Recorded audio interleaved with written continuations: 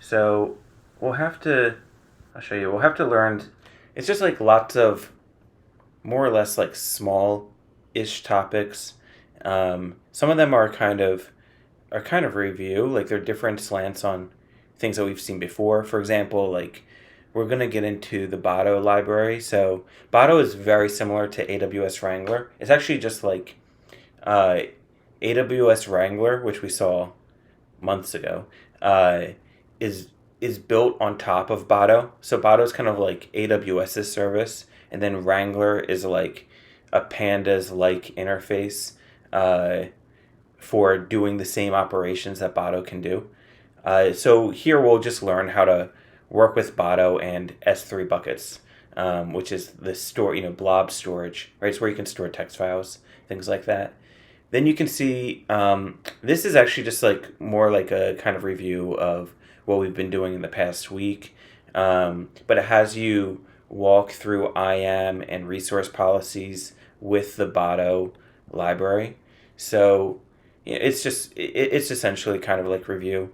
S3 to Athena. Remember we saw this also in the Wrangler sessions of like querying Athena, right? Like basically like using Athena, I should say, to query our buckets, to query our data directly from AWS, and doing that. So this will, we'll see how to do that from Bado. We'll go through it, like the setup a little bit again, because it's been a long time. And then this code walkthrough is just that. It's like I essentially write a good amount of the code for you. I think all of it. And you can see how you can set up, basically like query an API, hit an API, and then upload the data to S3 and then query it with Athena. This is important to spend some time on because we'll get to like a large lab probably like pretty soon, probably maybe by like Wednesday, Thursday, where I'll ask you to do a bunch of this stuff from scratch. And then finally, we'll get to something new, which is like AWS Lambda. Um, this is essentially, we can talk about this, more obviously when we get there, but this is essentially a pay-as-you-go version of EC2. So if you think of an EC2 machine as always running, right? And like I think of it as like you're renting the car, right? You're paying per month, uh, $30 or whatever it is, a lot, per month to have the EC2 instance running. With Lambda, it's still an EC2 machine, but you just pay per use.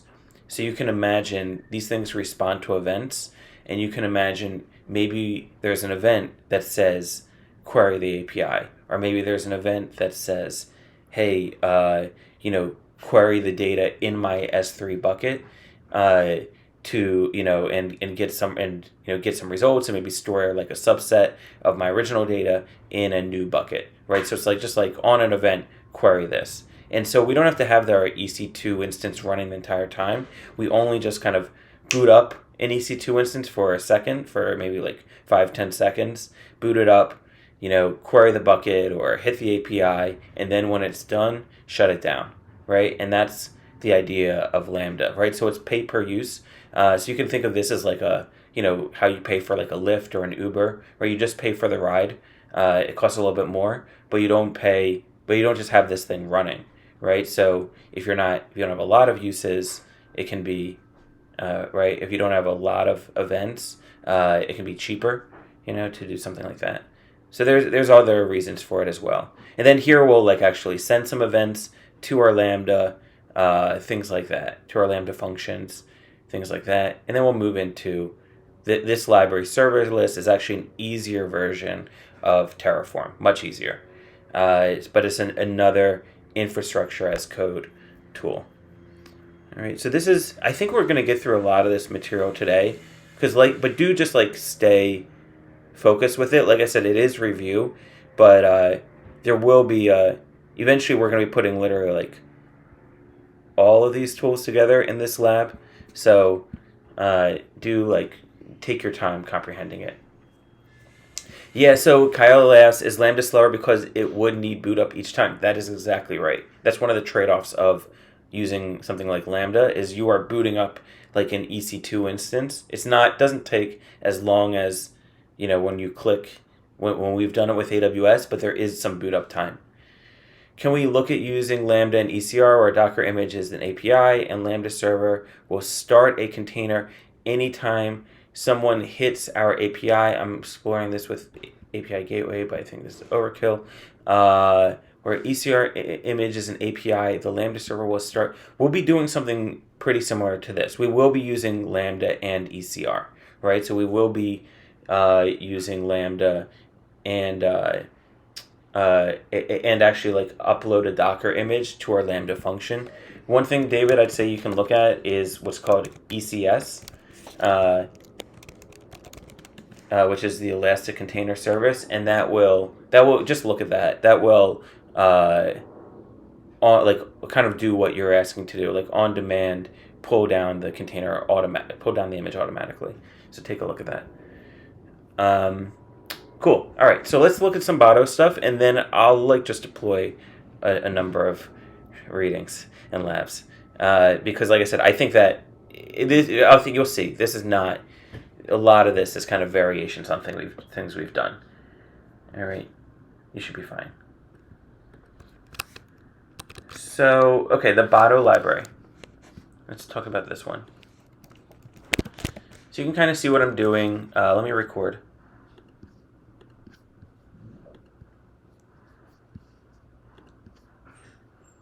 I've heard.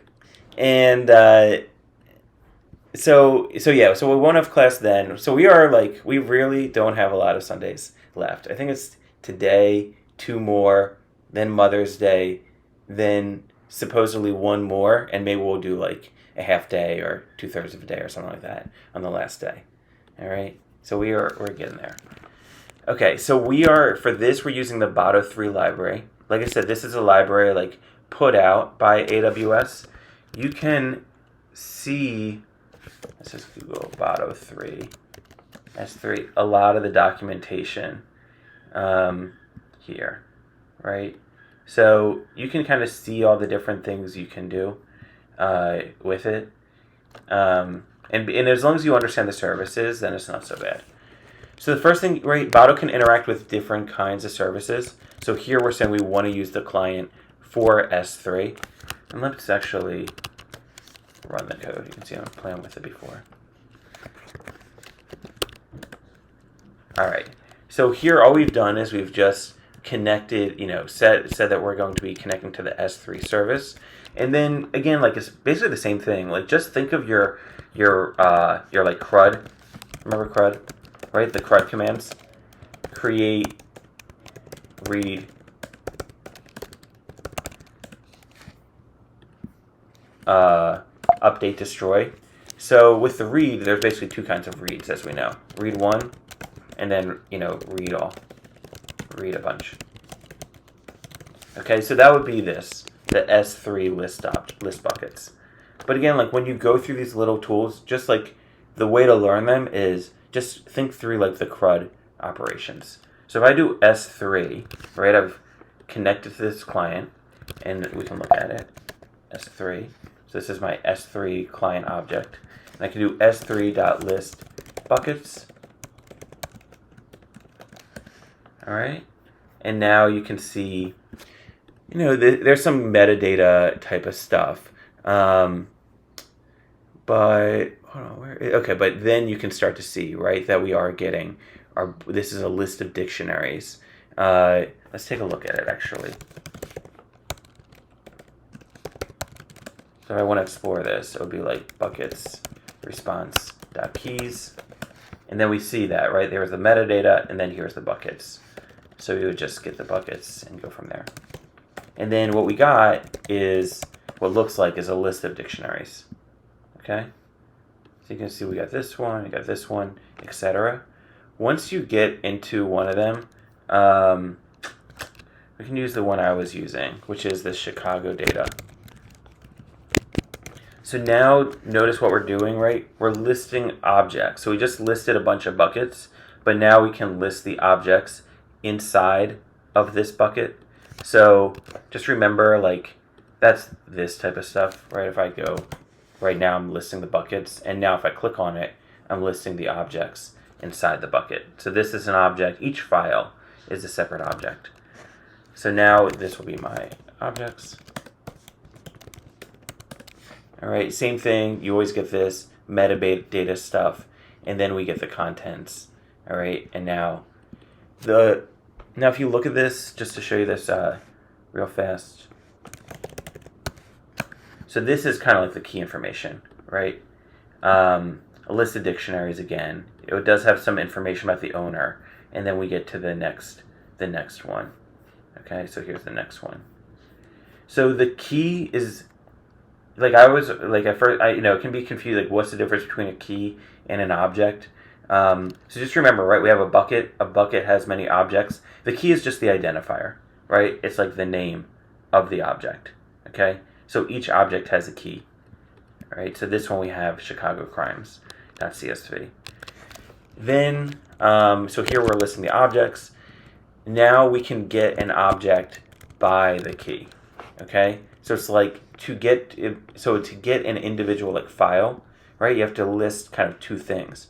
One is what's the bucket that this object exists in, and then the identifier, right? So then we have the object, and now this is always, if you look at it, it should feel like, it would be nice if we could just, the key thing right here, you see this response metadata. Let's do keys again.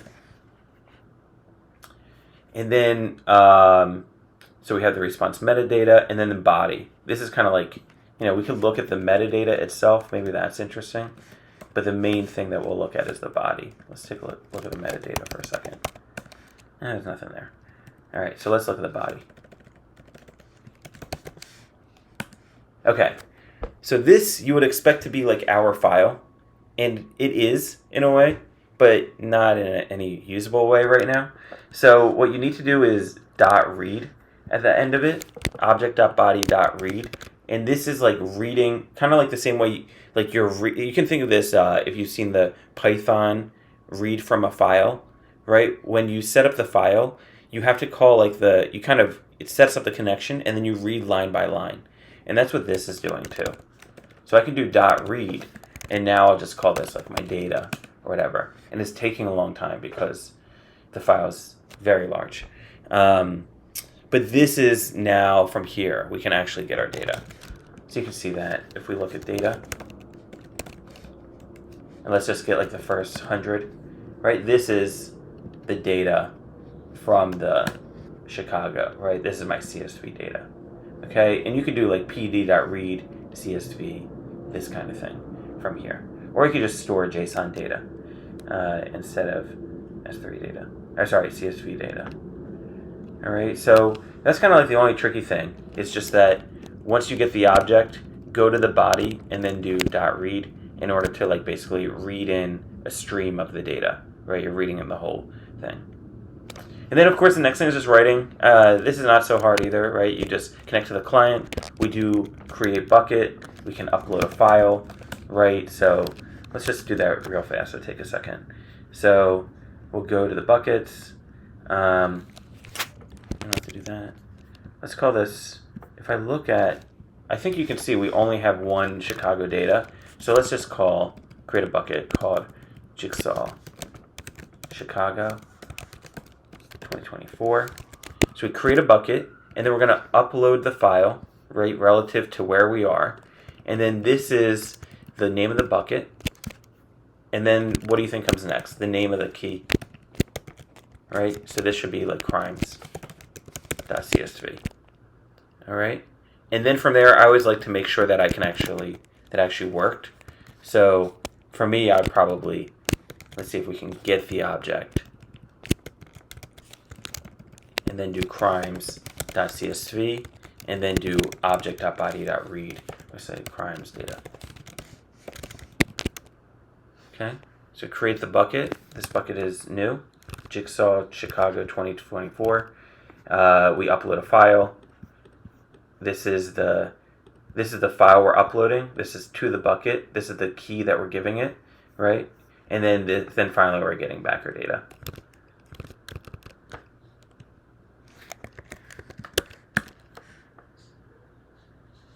So So far it's looking pretty good. Otherwise, hopefully would have seen an error. Here's my crimes data. All right, so that's because this is not actually crimes data because I'm uploading my Yelp lunch New York City data. So that's why you're getting all this stuff. All right, but you can see then, if we kind of refresh this, that let's refresh. There it is, Jigsaw Chicago 2024. It's called crimes.csv confusingly, and we have Yelp data inside of it. All right, but that's just because we named it that. This is the bucket. This is this, and we first created the bucket. The other thing to know is there's two different methods for. One is like uploading data, and then sometimes lots of times you're gonna get data from like an API and then directly want to write it to the bucket. So you can imagine that we get this data from the API, and then what you want to do from there is this put object. Okay, and you do JSON object. This is Python, right? So if we're going to send it across the internet, you want to convert this to a string. So that's why I do this JSON.dumps JSON object. That JSONifies this, right? Turns it into a string, and then we send this string across the internet. We can just do the same bucket, Jigsaw Chicago 2024, hello world.json, and then let's just copy this.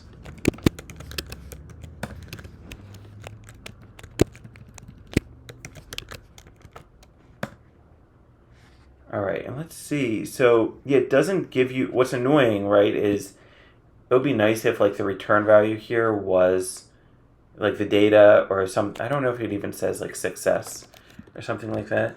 But you can, right? We can always go here or just query it. So you can see here's my hello world JSON. We can't read it from there. We'd have to. The easiest way really is just to get the object from the bucket and read it. Let's just do that.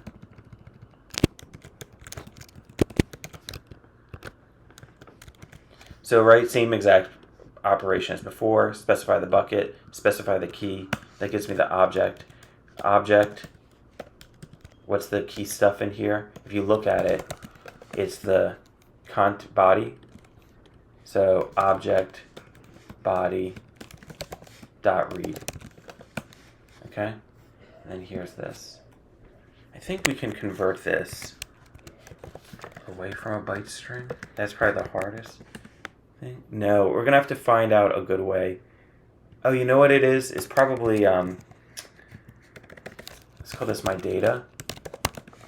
I know. I think I can only read it once. That's so annoying, isn't it? Let's do it one more time.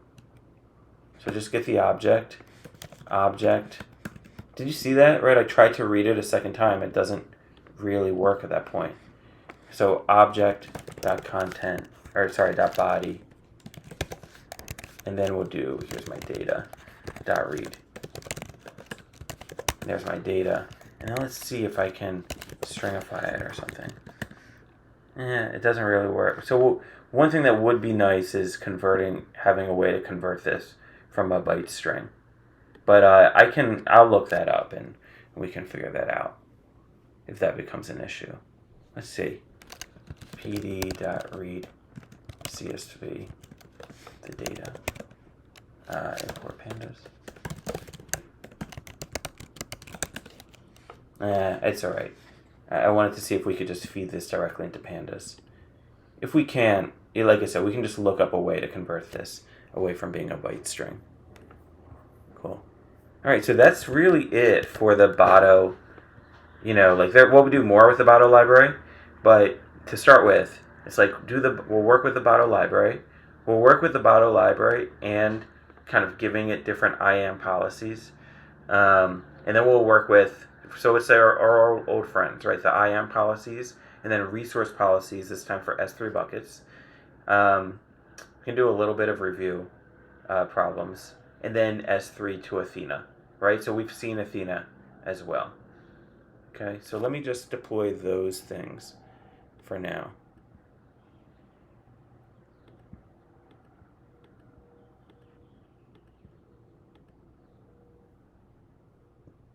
Yeah, I think that's pretty good.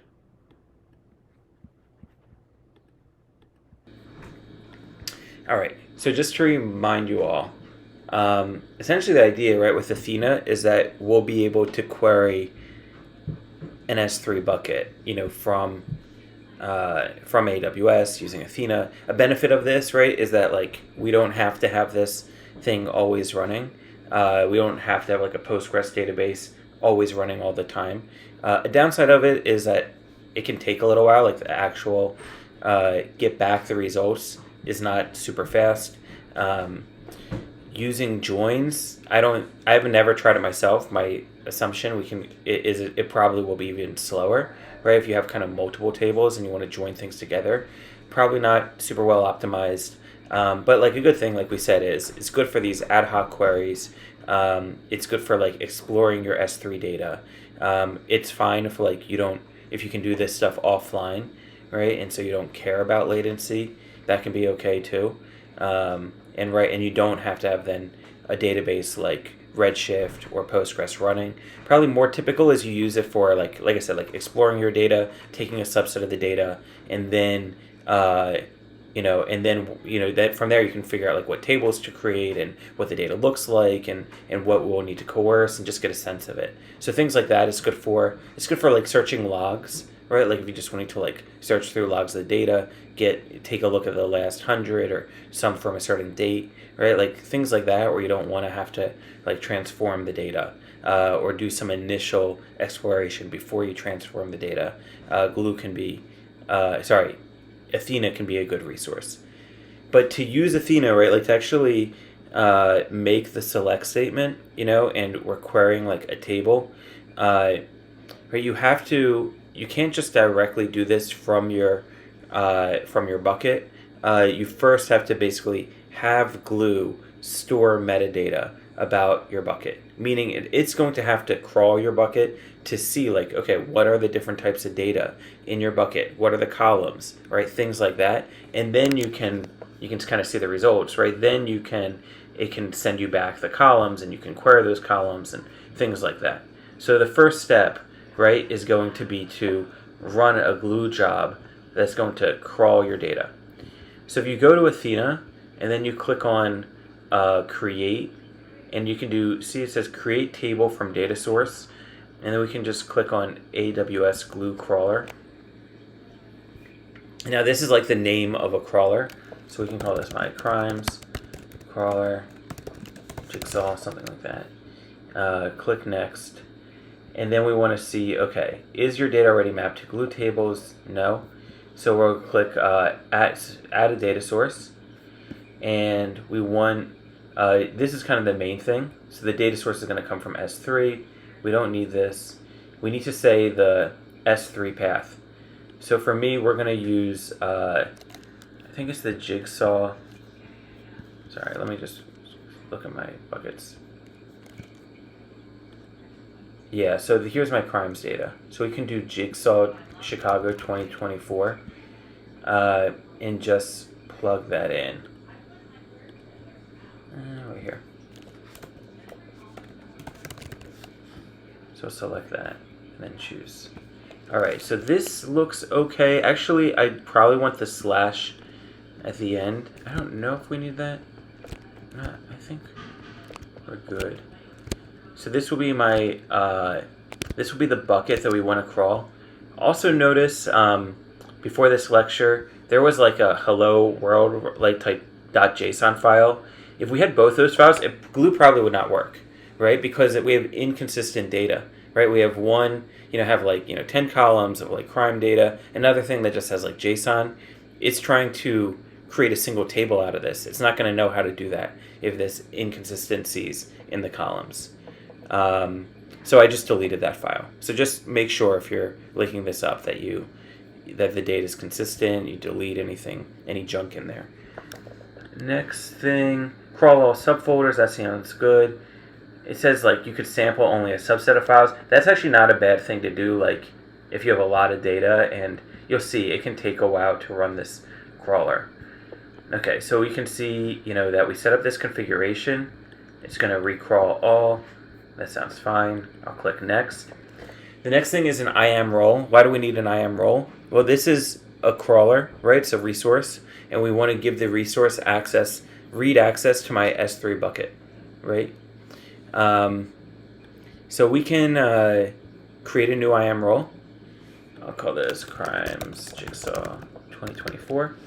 It basically will, if I view it, you can see that it will fill out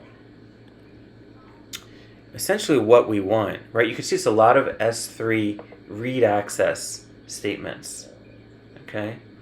Get the bucket location. I don't know. This is for EC2, so I'm guessing actually to read this, it's using Glue is like using an EC2 resource that then is going to connect to S3. Is how like the service is going to work. Create a new bucket as well. So this is a second policy or second statement. So this is my list of statements, and here's where allowing this to basically perform all the Glue actions. Read from S3, get access to EC2, and then we're also allowing me to create a bucket. The reason why for this is when you query it, I think this is probably for when you query it. I'm not sure. This might actually be for, this might just be some internal thing it's doing. I'm not quite sure what it's using this for. And then it deletes it too. It looks like it might be deleting it afterwards. So anyway, it's creating these different credentials for you for like all the services that it needs to do. All right. Let's see. So I think this is okay. This actually makes more sense. And this is the one that this is a second policy that we created, and this is allowing it to read directly from Jigsaw Chicago 2024. Right. You can see the get object, put object, and then this I'm guessing is. I guess it needs to view all the buckets for some reason, or maybe it's just being safe, and then, or at least all these Glue buckets. So this might just be some middle steps that it's taking that it needs to set up. Either way, that automatically is created for you if you just click on Create New Role, and then you fill in some information here, and it automatically sets those for you. Okay, let's go to the next step. Okay, so just remember, like with Athena,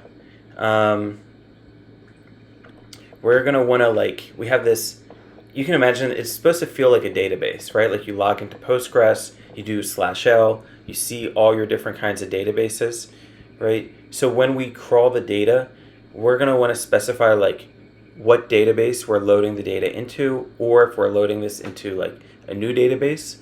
So that's what's going on here. So now it says choose a database. So I'm just going to create a new database. So click add database. And we'll call this crimes. I think it should all be underscore. Don't use the hyphens, because that can mess stuff up. It can mess stuff up when you query it. So let's just do jigsaw underscore crimes jigsaw 2024. Then I can go back here, refresh, and I should see that list. Crimes Jigsaw 2024. We don't need any table this would be like for a schema, like if we want to load the data into a schema. And then we'll click next. And then we can just take a look at this, right? This is the name of my crawler. This is what is crawling, right? This is the security settings, so that I can access S3, EC2. This is the output, right? So this is what it's going to load the data into, right? So this is how we're going to be able to read it. And then we can do create crawler. You can see the job running here. Eventually you'll see this come up. So do a crawler run, I think. Oh, maybe I have to run it. Never mind. So let's click run crawler. Okay, attempting to start it. Hopefully it's successful. Okay, so you can see this is running. This will take a couple minutes because even though it's only the Yelp data, which isn't that long, but this ended up taking a couple minutes. But what will happen is ideally you'll see that it's successful. We can check on it later. And this is loading it to this Crimes Jigsaw 2024. I did the same thing 30 minutes ago, and loaded the data. So at this point we can go to Athena, and you should find it show up in your databases here. All right, eventually. So you can just refresh and see it show up there. So I did this previously and created one called Crimes 2024. So you basically want to select your database, right? And then from there you can see the tables that are created, right? So this is the table that I crawled. It was just the name. It ended up just being the name of my bucket, and it got me these, various things. Notice it actually did a pretty good job, right? Like these are strings, but the rating is a double, right? Which is a kind of like float. So that's a pretty good job of identifying the right data. And then from there, we can just treat this as a table. So select all from, so we're already using this database. Select all from Jigsaw Chicago 2024, limit 2. Let's run it. There are my results. Okay. So, where rating is greater than 3, or let's say less than 2. Cool. All right. So this is basically how you can, query S3, query from S3, right? First, you have to set up the glue crawler. And the way we did that is, remember, just click on Create, and then AWS Glue Crawler, and then you can walk through setting up the name, choosing the data sources, the security settings, and then where is it written to, right? What's the database that it's actually written to? Now you can query it directly from the console, and that's probably a good way just to make sure that it works. But let me see if I'm at the right code base. Eventually what you want to do, this is it. Yeah, eventually what you want to do, no it's not, let me zoom back, is query from Boto3. So that's this one.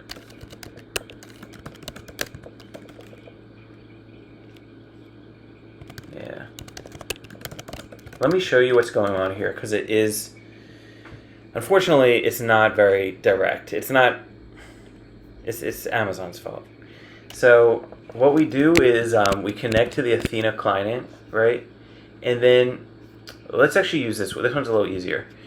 This is the Athena Boto file. All right. So we connect to the Athena client.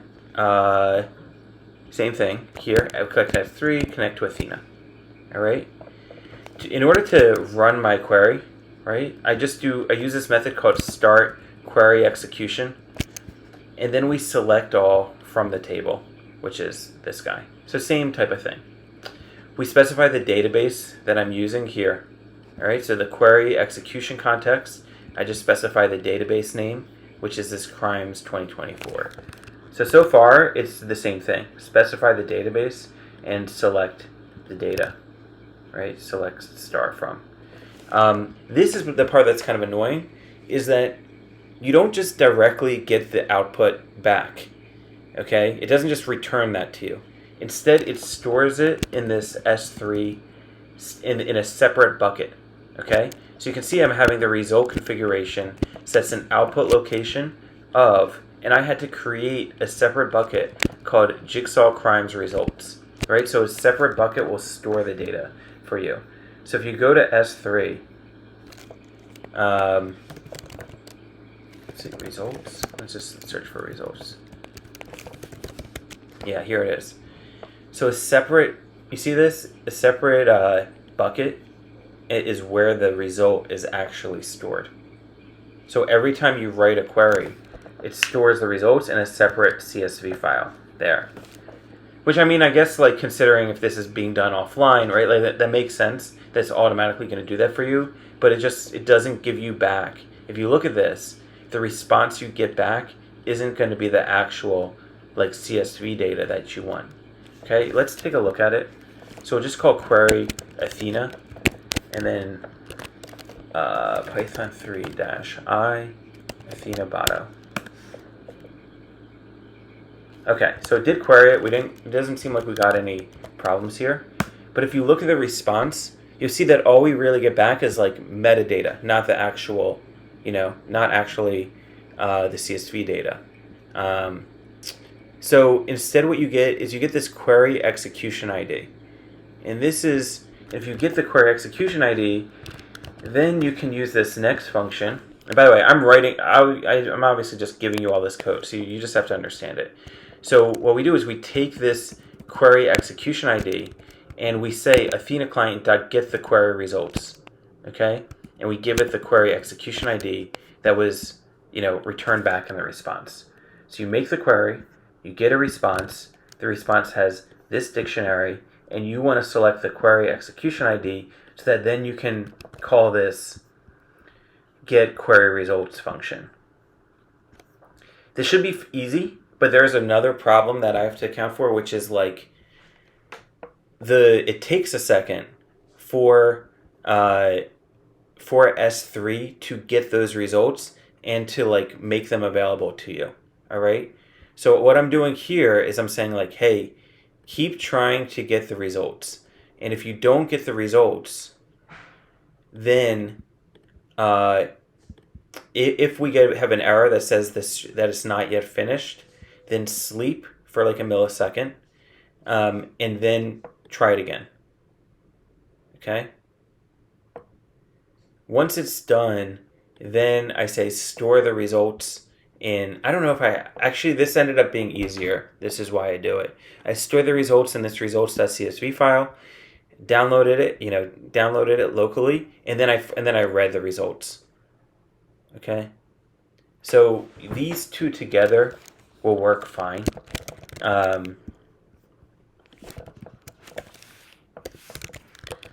So all you have to do is, run Athena Botto. This will make the request and then get the results from the bucket, from the results bucket, and then save it to a local file and then read that CSV. So like it's pretty roundabout, but it does seem to work. Okay, so here we have our 4 results here. So again, you don't have to write any of this, but like being able to understand it is nice. So it doesn't feel like a mess. All right, and what you'll have to do is you'll have to specify, right, like the database name, right? This is your Glue database name. This is the bucket. This is the bucket that you're reading from. So this is the bucket that you're writing to. For the input data, for like the data you're querying, you just need the database name, but you also need to specify where you're writing the results to. So for that, it's the bucket that you're writing to, the directory that you want to write to, so just change this, and then the table, right, that you're querying in your database. Maybe that should go up here. And that's essentially it. I don't even know if I'm using this. Let's take a look. Yeah, I'm not even using this, I don't think. Okay, what are we achieving here with Athena? What we are achieving here with Athena could be achieved with pandas locally for querying after downloading the CSV. Well, yeah, so we are using pandas. Once we download the data, we are then using pandas. But you can't use pandas to query your, like to interact with Athena. What you can use is AWS Wrangler. That eventually I'm fine with. We already learned that. But like I said, like it's important to be able to understand Botto code because it's still pretty in use. Conwell, did I answer your question? I'm not sure.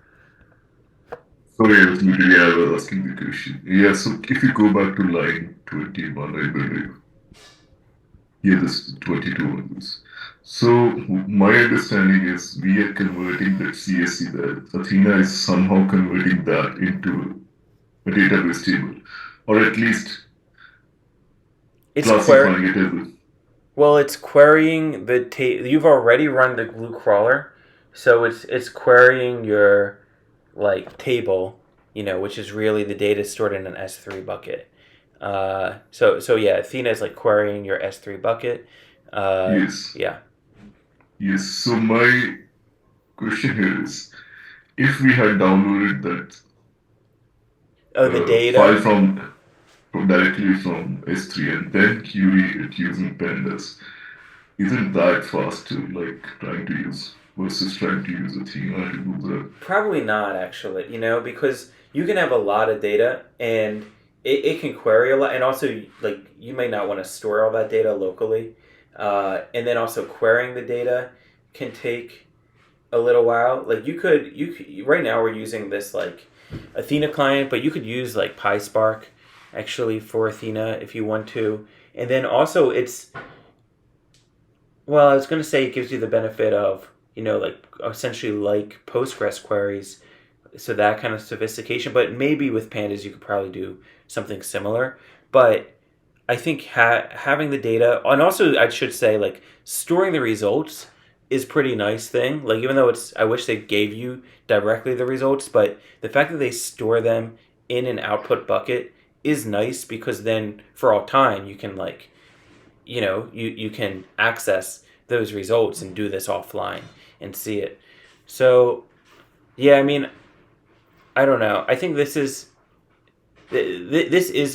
faster, and you don't have to download the data locally. And I guess you just have to imagine that there But can in be less pandas, you data. will not require down. I mean, it's your choice anyways. But in pandas as well, if you download the file, if you and then you don't need to store it eventually. Like if you just want to query something and Yeah, do I mean, something. for like quick exploration, it's okay if you don't have a lot of data. Like if you're just working with like one file and it's not very large, I guess if it's just like one file, then it's okay. But you can imagine that, like, I think we saw this when we worked with Wrangler, that like your original bucket can have lots of files that you treat as one single table, right? It's data from one table.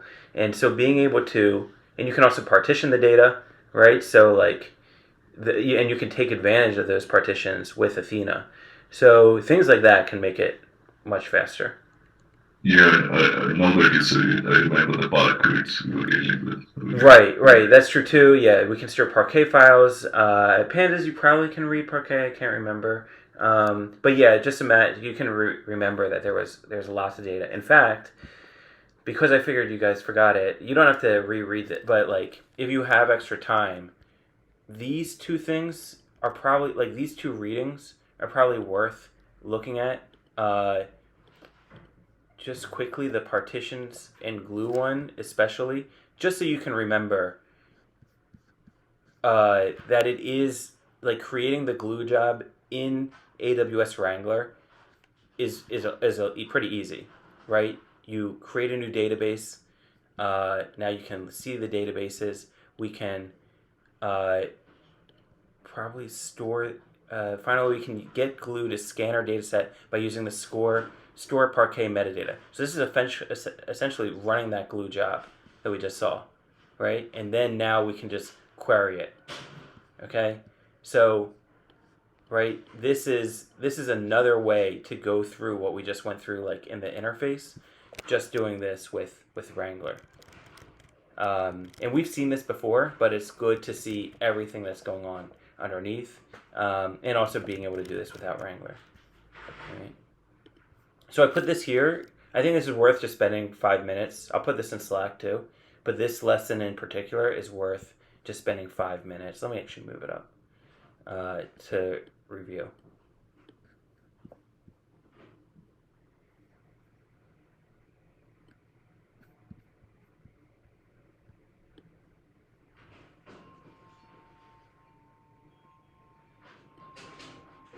Cool.